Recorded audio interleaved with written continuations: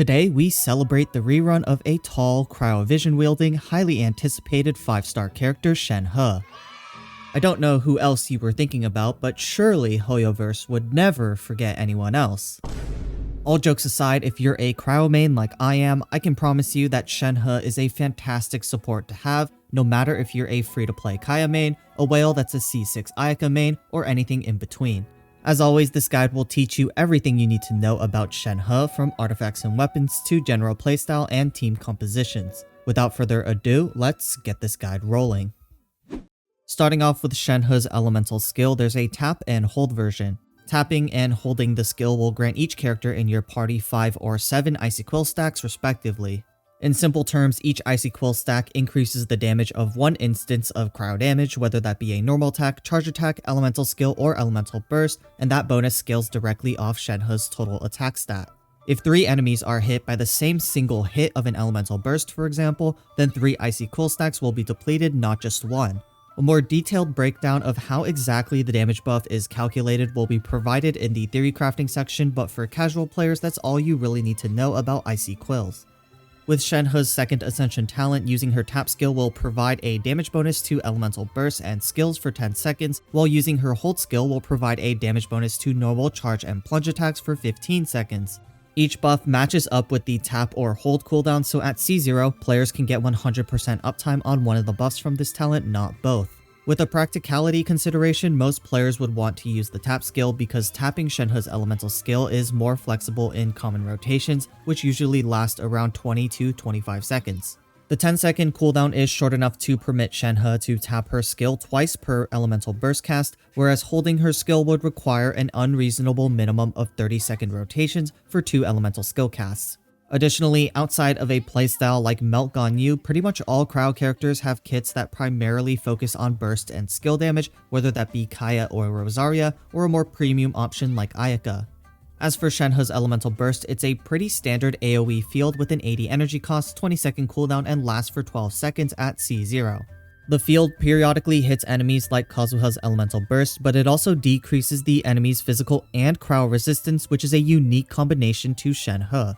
Additionally, with Shenhe's first Ascension talent, the active character within the field of her burst also gains a 15% cryo damage bonus. When combined with her Icy Quills from her skill and her cryo res reduction from her burst, I'm sure you can all understand where the Shenhe praise comes from. The great thing is that Shenhe's buffs get massive value out of high investment into your cryo DPS, and here's the Theorycrafting section to explain why that's the case. Shenhe's Icy Quill buff is valuable because it is considered flat damage, and flat damage comes before any damage bonuses or crit when calculating total damage.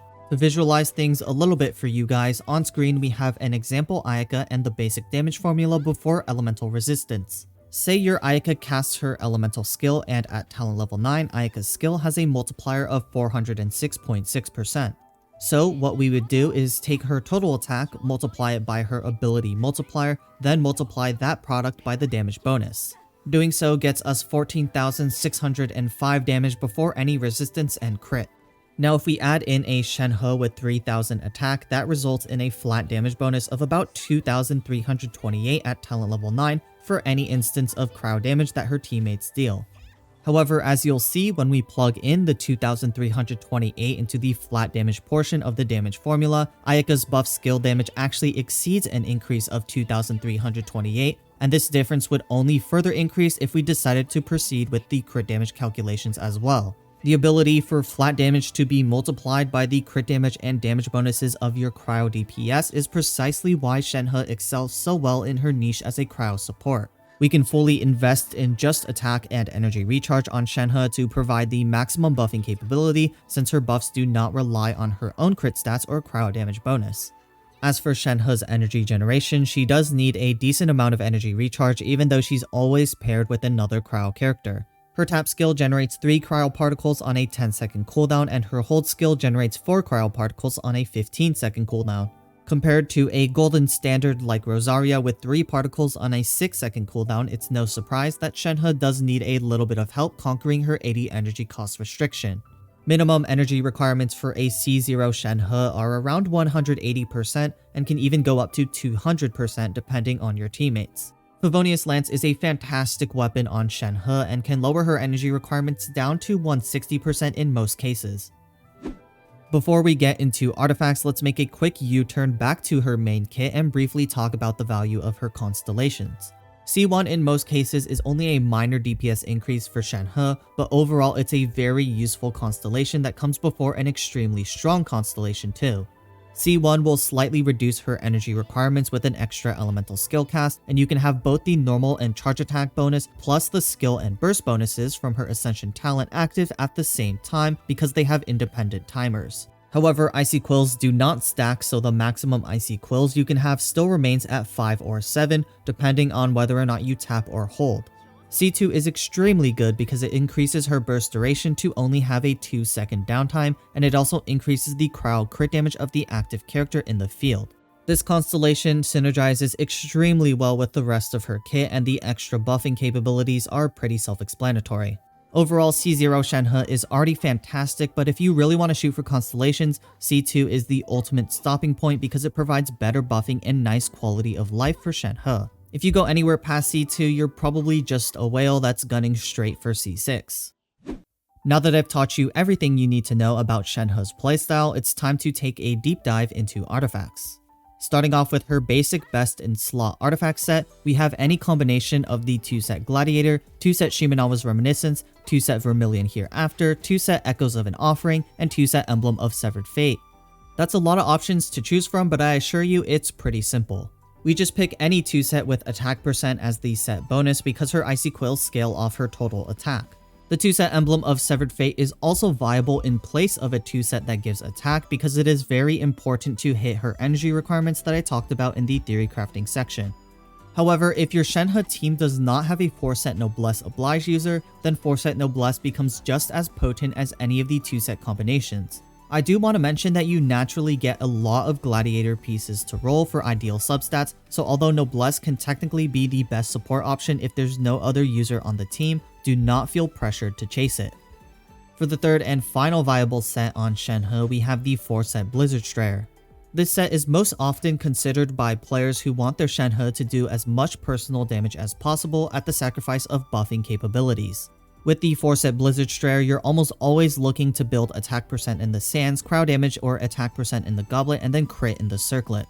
For the normal Shenhe build that primarily focuses on team buffs, that stat priority changes to triple attack in the Sands, Goblet, and Circlet, with energy recharge as a viable substitute in the Sands. Substat focus is always going to be energy recharge first, then attack percent and flat attack to maximize her buff's uptime and strength, with crit added into the mix for Blizzard Strayer sub-DPS players. Remember that energy requirements for a C0 Shenhe are about 180% as a minimum, and then 200% as the ultimate comfort point. With Constellation 1 and or Favonius Lance, that number can lower down to 160%. Artifacts were pretty simple, and I'm delighted to inform you that Shenhe's weapons are just as simple. All we're looking for with Shenhe's weapons are high base attack stats, attack percent or energy recharge secondary stats, and then passives that bolster her attack and energy even further. With that said, it should come to no surprise that Calamity Queller is Shenhe's best weapon. But what if you don't have Calamity Queller? Well, there are several 5-star and 4-star options that perform wonderfully on Shenhe if you don't have her signature, so let's start from the second best weapon right after Calamity, all the way down to the free-to-play baseline. It is indisputable that if you don't have Calamity Queller, Engulfing Lightning is the next best option. Engulfing provides Shenhe with a massive energy recharge stat and converts her extra ER above the 100% base ER into attack for better Icy Quill buffs. Other 5-star polearms with high base attacks or attack-based passives like Scoured Spine, Vortex Vanquisher, and Primordial Jade Wingspear are solid options behind Engulfing in that specific order of tiering. The best 4-star option for raw buffing power is the Wavebreakers Fin, followed closely by the Lithic Spear, which both have secondary attack stats. Wavebreakers Fin performs slightly worse compared to Scoured Spine or Vortex Vanquisher, but is about equal to Primordial and slightly better than Lithic Spear thanks to its extremely high base attack for a 4-star weapon. Base attack is extremely important for Shenhe, especially if you're choosing a 4-star polearm, because you get a ton more value out of all the attack percent that you're going to focus in artifact stats. If you're struggling with energy, then Favonius Lance can prove to be more useful than both Wavebreakers Fin and Lithic Spear. The tiny DPS loss compared to the premium 4-star options is not enough for me to disregard Favonius Lance as the baseline for low spenders and free-to-play players, as it's one of the best 4-star polearms in the game, period. Not only is the polearm a non-limited 4-star option, but it provides a stellar energy passive and high base attack for Shenhe to benefit from. Now let's say you don't have Wavebreakers, Lithic, or even Favonius Lance for that matter. In that case, if you're looking for completely free-to-play options, then you can turn to either the Catch or Missive Windspear. The Catch is decent on Shenhe, but much more prioritized for characters like Xiangling, Raiden, or Rosaria, so generally my advice would be to avoid using it on Shenhe unless it's a last resort. If you were here during version 3.1, you should have the event-exclusive weapon Missive Windspear, which does provide a secondary attack stat and an attack-based passive. To summarize Shenhe's weapons, Missive Windspear is a recent addition to the game, and many players who are playing now probably have the weapon sitting on their account, making it a solid budget option without Favonius Lance. Otherwise, Favonius Lance is the golden standard for Shenhe, with the 5-star polearms or limited banner 4-star polearms serving as premium upgrades for raw buffs. Shenhe has 3 main archetypes, which include Freeze Support, Reverse Melt Support, and Eula Support. Let's start off with Freeze, which generally provides the most flexible team setups and can even transition into mono Cryo by replacing the solo Hydro on the team with another Cryo character.